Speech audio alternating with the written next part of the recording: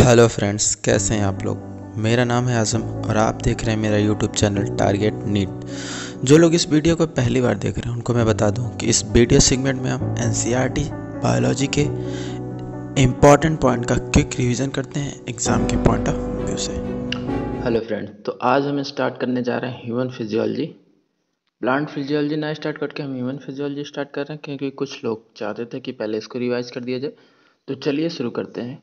NCERT biology class 11 का जो 16वां chapter है डाइजेशन एंड एब्जॉर्प्शन के बारे में। ठीक है, स्टार्ट करते हैं। जब बात आती है डाइजेशन और एब्जॉर्प्शन की तो पहला पॉइंट ये आता है फूड। जो फूड हम इंटेक कर रहे हैं, क्या खा रहे हैं, आखिर वो क्या है। तो फूड होता है एक बेसिक रिक्वायरमेंट होता है। जितने भी लिविंग ऑर्गेनिज्म पाए जा रहे हैं उनकी एक बेसिक रिक्वायरमेंट है फूड। मेजर कंपोनेंट फूड के क्या होते हैं? Protein, carbohydrate, fats. ये तीन चीज़ें हैं जो मेजर कंपोनेंट होती हैं किसी भी फूड की। ठीक। और स्मॉल क्वांटिटी में मिनरल्स और विटामिन भी पाए जाते हैं। ठीक। फूड का काम क्या होता है? फूड प्रोवाइड करती है एनर्जी और ऑर्गेनिक मटेरियल जिससे ग्रोथ और टिश्यू जो होता है उसकी रिपेयर होती है। कहा जाता है जो वाटर हम इंटेक करते हैं वो इम्पॉर्टेंट एक मेटाबॉलिक रोल प्ले करता है और हमारी बॉडी को डिहाइड्रेशन से बचाता है। ठीक है।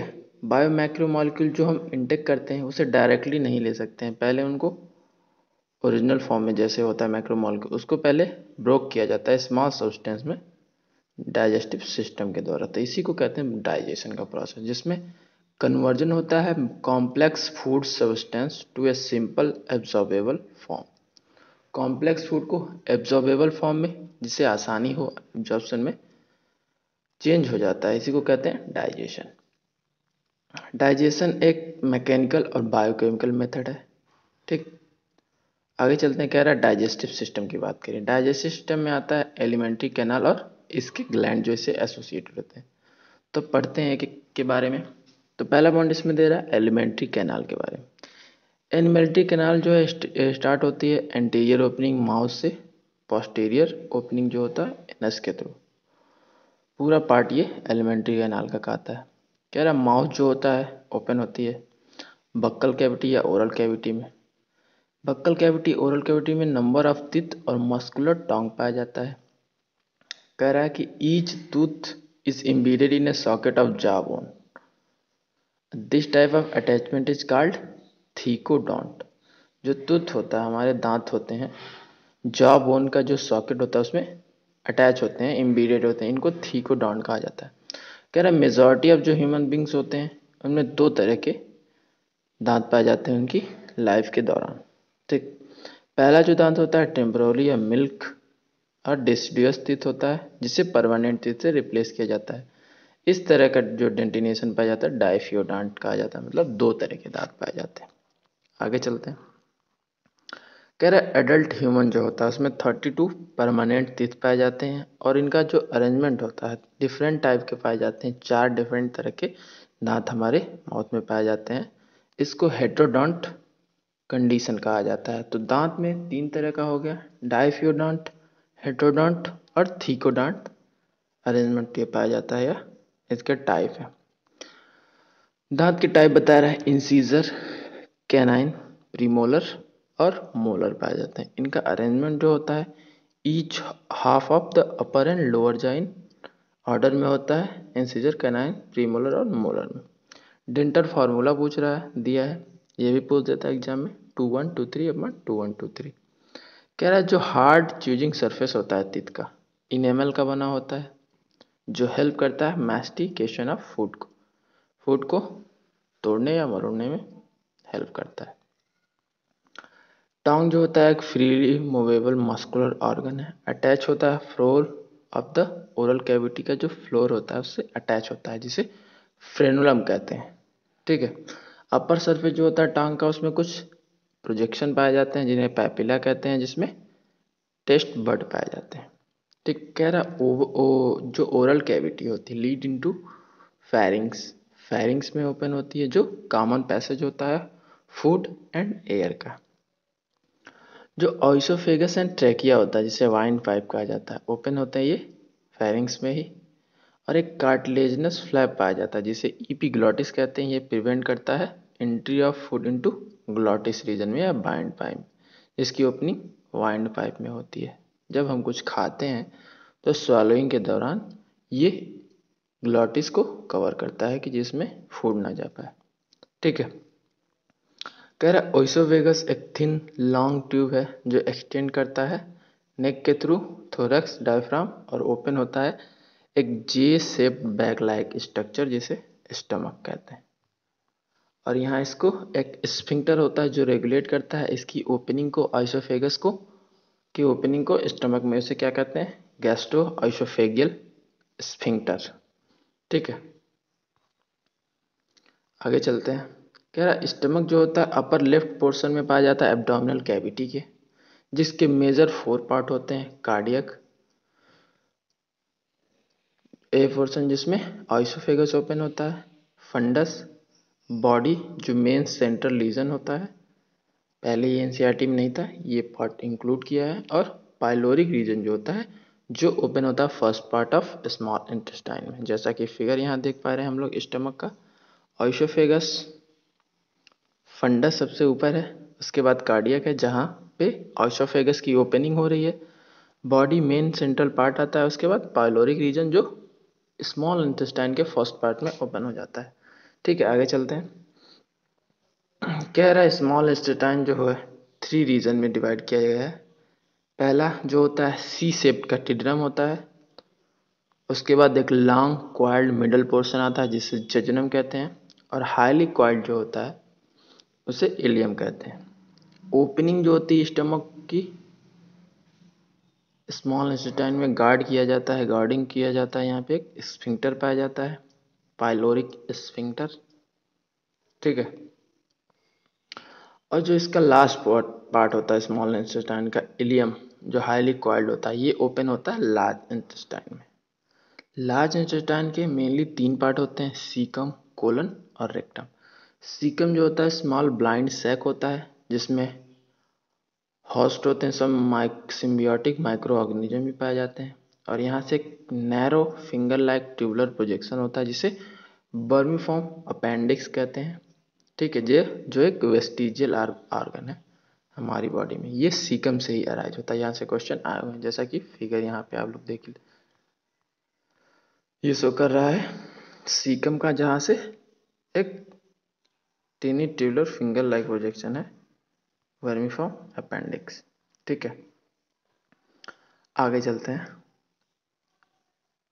कह रहा कोलन जो इसको 4 पार्ट में डिवाइड किया गया है। जो अगला पार्ट है लार्ज इंटेस्टाइन का, असेंडिंग, ट्रांसवर्स, डिसेंडिंग और एक सिग्मॉइड कोलन में। जो डिसेंडिंग पोर्शन होता है ओपन हो जाता है रेक्टम में और ये कनेक्ट होता है एनस से। ठीक है, एक बार फिगर फिर से आप लोग देख लीजिए। स्टार्ट से ओरल कैविटी माउथ शो कर रहा है, ठीक, फेरिंग्स, फिर जो लीड करता है आइसोफेगस में, आइसोफेगस ओपन होता है स्टमक में, स्टमक फिर जाके स्मॉल इंटेस्टाइन ड्यूडेनम में ओपन होता है, इसके पार्ट दे रहे हैं जेजुनम और इलियम, फिर ओपन होता है सीकम में लार्ज इंटेस्टाइन के part, ascending colon, transverse colon, descending colon और सिग्मॉइड कोलन, रेक्टम और आउटसाइड पोस्टीरियर एनस। ठीक है, आगे चल रहे हैं।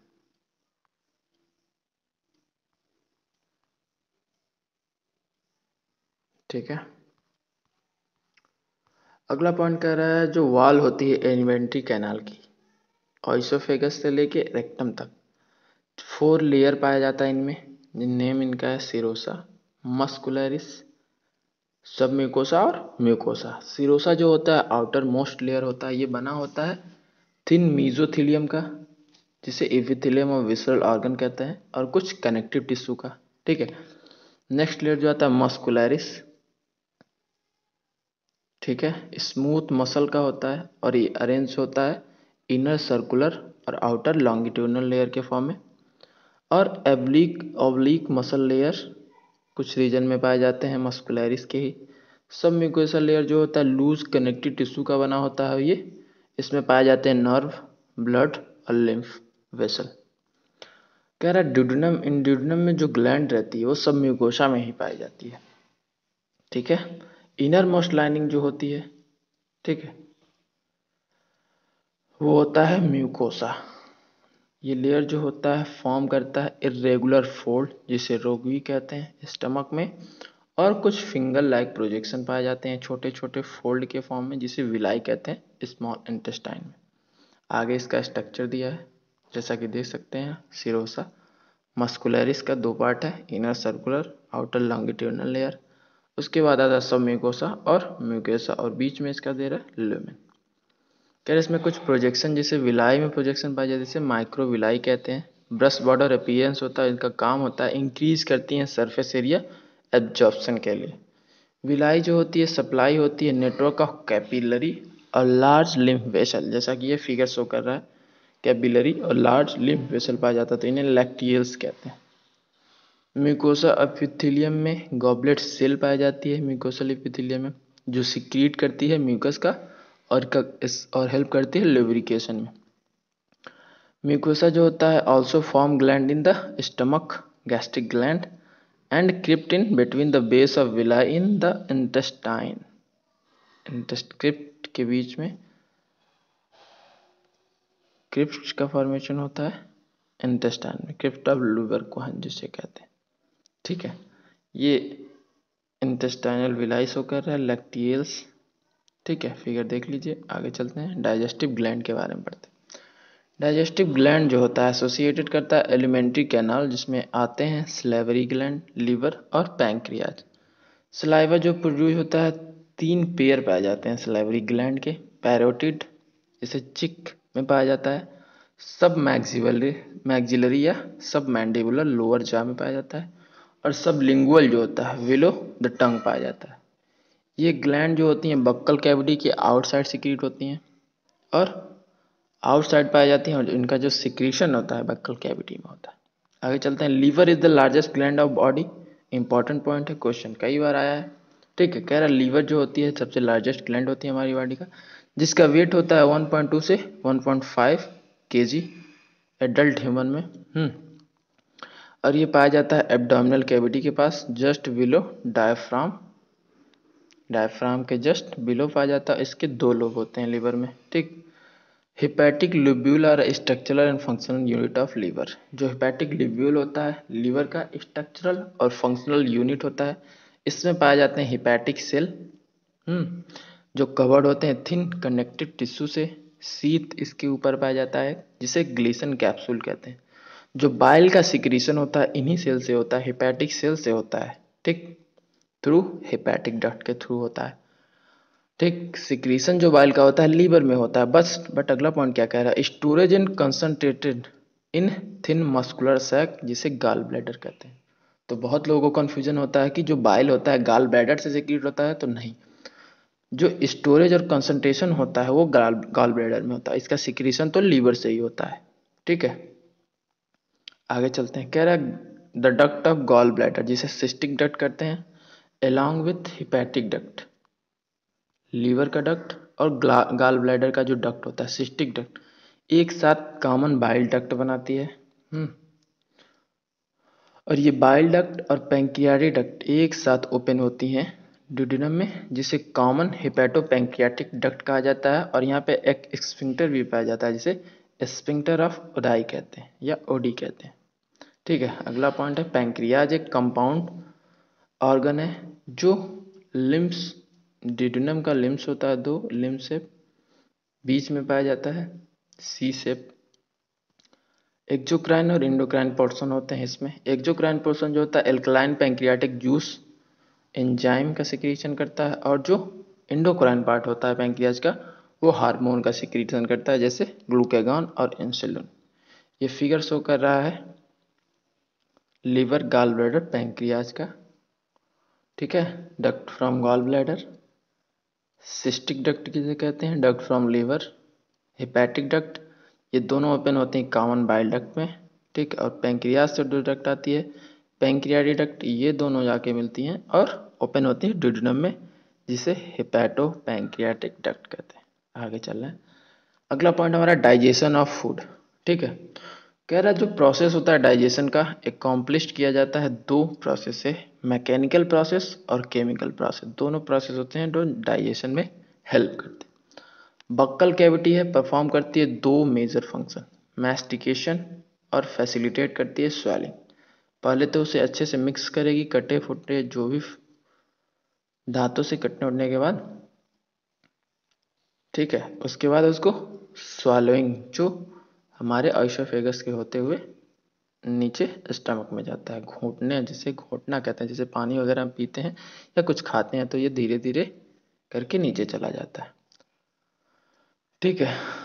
म्यूकस इन सलाइवा जो होता है हेल्प करता है लुब्रिकेटिंग और एडरिंग द मैस्टिकेटेड फूड पार्टिकल को एक बोलस फॉर्म में चेंज कर देता है सलाइवा, ठीक है।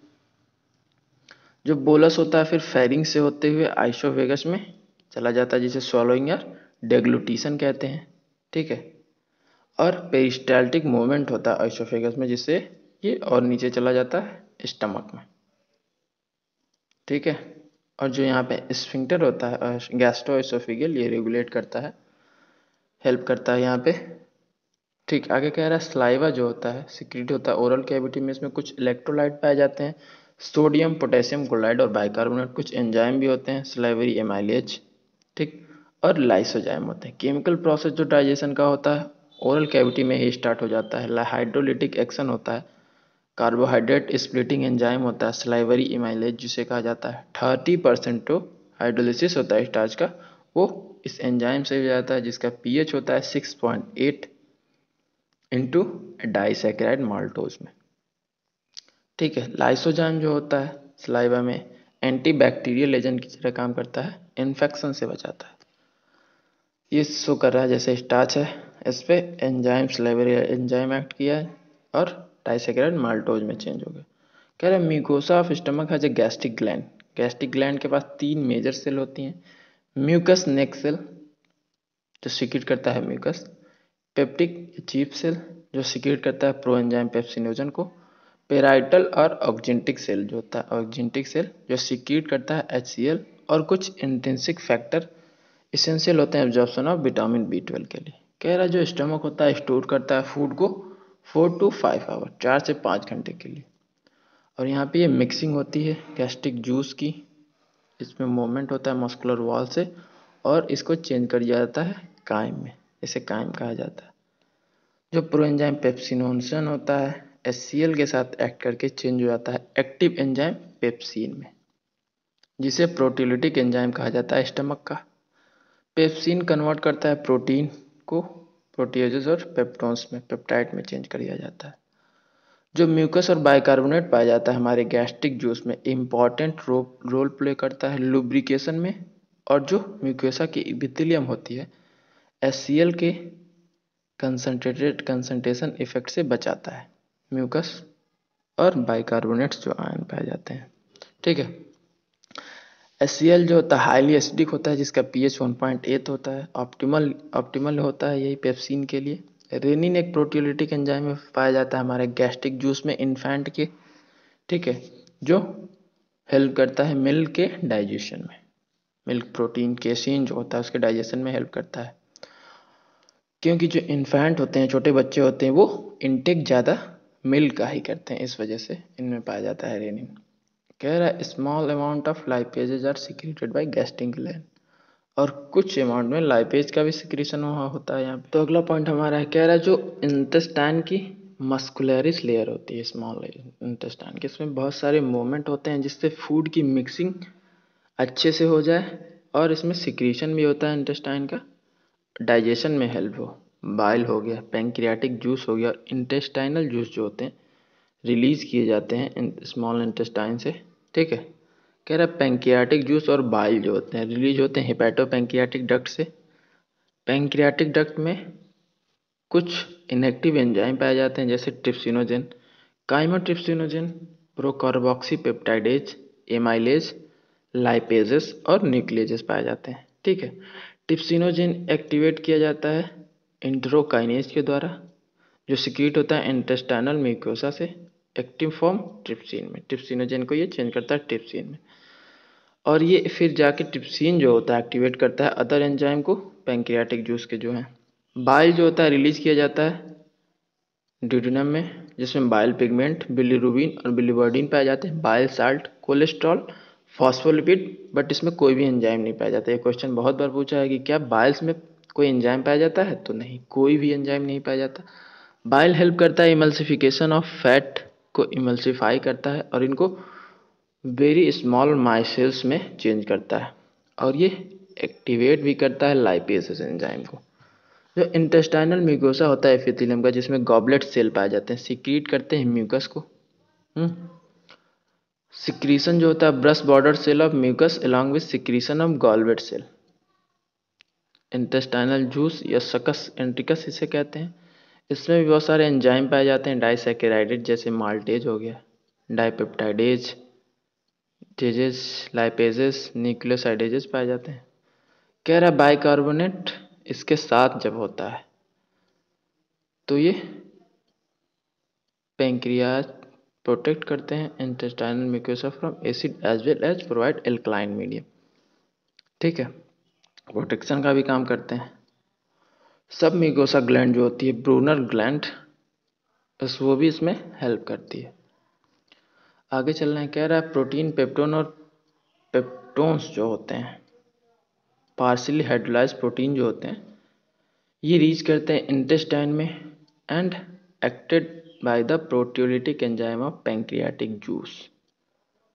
ठीक है, प्रोटीन जो पार्शियली हाइड्रोलाइज होते हैं पेप्सिन के द्वारा, तो यहाँ पे ये चेंज होकर इंटेस्टाइन में आते हैं, और यहाँ पे जो एंजाइम ट्रिप्सिन का एमोट्रिप्सिन या कार्बोक्सी पेप्टाइजेज होता है, इसको चेंज कर देता है डाइपेप्टाइड में। जो कार्बोहाइड्रेट होता है कायम में हाइड्रोलाइज किया जाता है पैंक्रियाटिक एमाइलेज द्वारा डाइसैकेराइडेज में, जैसे स्टार्च हो गया, इसको पैंक्रियाटिक एमाइलेज के द्वारा डाइसैकेराइड्स में चेंज किया जाता है। फैट जो होते हैं उनको लाइपेज के द्वारा ब्रेक किया जाता है डाई और मोनोग्लिसराइड में। Nucleases in the pancreatic juice act on the nucleic acid to form a nucleotide and nucleoside. Nucleic acid पे एक्ट करता है न्यूक्लियेजेस और इनको स्मॉलर पार्ट में ब्रेक करता है। कह रहा the enzyme in the succus entericus act on the end product of the above reaction to form the respective simple observable form. जो सकस इंडिकस के एंजाइम होते हैं इस इंड प्रोडक्ट पे फिर एक्ट करते हैं और उनको एब्जॉर्बेबल फॉर्म में चेंज करते हैं। जो फाइनल स्टेप होता है डाइजेशन का, mucus epithelium of intestine, small intestine या इंटेस्टाइन में होता है। ठीक है, डाइपेप्टाइड्स, पेप्टाइड्स को चेंज किया जाता है डाइपेप्टाइडेज द्वारा एमिनो एसिड में। माल्टोज ग्लूकोज और ग्लूकोज में दो मॉलिक्यूल ग्लूकोज में चेंज होता है माल्टेज के द्वारा। लैक्टोज जो होता है ग्लूकोज और गैलेक्टोज में चेंज किया जाता है लैक्टेज के द्वारा। सुक्रोज ग्लूकोज और फ्रक्टोज में चेंज होता है सुक्रेज के द्वारा। न्यूक्लियोटाइड जो होते हैं न्यूक्लियोटाइडेज के द्वारा इनको न्यूक्लियोसाइड में चेंज किया जाता है, और फिर इस पर एक्ट करता है न्यूक्लियोसाइडेज, जिसे शुगर और बेस में चेंज कर दिया जाता है। डाई और मोनोग्लिसराइड जो होते हैं लाइपेजेज, इनको ब्रेक करता है फैटी एसिड और ग्लिसरॉल में। कह रहा break down of bio macromolecule mention in the above, ये जो ऊपर दिया गया है ये स्मॉल इंटेस्टाइन के ड्यूडेनम रीजन में होता है। ठीक, और ये अब्जॉर्ब किए जाते हैं धीरे धीरे जेजुनम और इलियम रीजन के द्वारा भी, और जो अनडाइजेस्टेड अनएब्जॉर्ब सब्सटेंस होते हैं उनको लार्ज इंटेस्टाइन में पास कर दिया जाता है। कह रहा कोई भी सिग्निफिकेंट डाइजेशन नहीं होता है लार्ज इंटेस्टाइन में। ठीक, कुछ वाटर मॉलिक्यूल, मिनरल और सर्टेन ड्रग का एब्जॉर्प्शन होता है। सिक्रीशन होता है म्यूकस जो हेल्प करती है। वेस्ट जो होता है अनडाइजेस्टेड को पार्टिकल को एक साथ लुब्रिकेट करते हैं जिससे इसका पैसेज ईजी हो सके। अनएब्जॉर्ब सब्सटेंस जो होते हैं इन्हें फीसेस कहते हैं। सीकम में इंटर करता है लार्ज इंटेस्टाइन के थ्रू इलियोसीकल वॉल, जो बैकफ्लो को प्रिवेंट करते हैं, रोकते हैं कि इसका फीकल मैटर का बैकफ्लो ना हो। It is a temporary stored in the rectum till defecation, और रेक्टम में इनका स्टोरेज किया जाता है जब तक कि इनको एक्सक्रीट बाहर ना कर दिया जाए। कह रहा the activity of GIT is under neural and hormonal control होता है। एक कोऑर्डिनेटेड मैनर में सारी चीज़ें होती हैं, हार्मोन भी एक्ट करता है। ठीक है, आगे चलते हैं। कैलोरीफिक वैल्यू दे रहा है प्रोटीन, कार्बोहाइड्रेट प्रोटीन की। फैट के बारे में, इसे आप लोग देख लीजिएगा। अगला पॉइंट हमारा है एब्जॉर्प्शन ऑफ डाइजेस्टेड प्रोडक्ट। इनका जो डाइजेस्टेड प्रोडक्ट होते हैं, इनका एब्जॉर्प्शन कई प्रोसेस होता है, जैसे पैसिव प्रोसेस, एक्टिव प्रोसेस और फैसिलिटेटेड प्रोसेस या ट्रांसपोर्ट हो गया। ठीक है। कुछ ग्लूकोज और अमीनो एसिड होते हैं, जैसे इलेक्ट्रोलाइट आयन हो गए, इनका एब्जॉर्प्शन जो होता है सिंपल डिफ्यूजन के थ्रू होता है। और कुछ ऐसे प्रोडक्ट होते हैं जिनके ट्रांसपोर्ट के लिए कैरियर प्रोटीन की ज़रूरत होती है, तो उसे फैसिलिटेट ट्रांसपोर्ट कहा जाता है। और जहाँ कंसंट्रेशन ग्रेडियंट इसके अगेंस्ट ट्रांसपोर्ट होता है, उसे एक्टिव ट्रांसपोर्ट कहा जाता है। जैसे ग्लूकोज और सोडियम आयन जो हो गए, ये एब्जॉर्ब किए जाते हैं एक्टिव ट्रांसपोर्ट से। फैटी एसिड ग्लिसरॉल जो होते हैं इंसॉल्युबल होते हैं, ऐसे डायरेक्टली एब्जॉर्ब नहीं होते हैं, तो पहले इनको स्मॉल ड्रॉपलेट में चेंज किया जाता है, माइसेल्स कहते हैं इनको। ठीक। जो मूव करते हैं इंटेस्टाइनल म्यूकोसा में, जहाँ पे इनको फिर रीफॉर्म किया जाता है very small protein coated fat globule, जिसे काइलोमाइक्रॉन्स कहते हैं, और फिर ये ट्रांसपोर्ट हो जाते हैं लिम्फ वेसल में विलाई के, और यहाँ से अल्टीमेटली इनको एब्जॉर्ब किया जाता है, डायरेक्ट ये ब्लड स्ट्रीम में चले जाते हैं। ये प्रोसेस दे रहा है कि कैसे कहाँ पे क्या होता है डाइजेशन का, इसको देख लीजिए चार्ट एक बार। आगे हम लोग चलते हैं। कह रहा है एब्जॉर्ब सबस्टेंस होते हैं फाइनली जो टिश्यू के पास चले जाते हैं और एक्टिविटी में उनका यूटिलाइजेशन होता है, इसे कहते हैं एसिमिलेशन। और जो digested waste solidified current faeces होता है रेक्टम में, इसमें न्यूरल रिफ्लेक्स इनिशिएट होता है, अर्ज या डिजायर होता है इसके रिमूवल के लिए। तो the egestion of faeces to outside through the anal opening defecation is voluntary process है ये, और कैरीड किया जाता है बाई मास पेरिस्टाल्टिक मूवमेंट के द्वारा। अगला पॉइंट है disorder of digestive system. Inflammation हो जाता है इंटेस्टाइनल का ट्रैक्ट का, अगर इन्फेक्शन हो गया वायरल या बैक्टीरियल या कोई पैरासाइट हो गया, तो इस वजह से इन्फ्लेमेशन हो जाता है। ठीक है। तो इसमें डिजीज दिए हैं बहुत सारे, इनके बारे में हम पढ़ेंगे। और यहाँ से अक्सर जितने भी डिजीज दिए हैं ह्यूमन फिजियोलॉजी में, अक्सर क्वेश्चन पूछ देते हैं। चलिए शुरू करते हैं।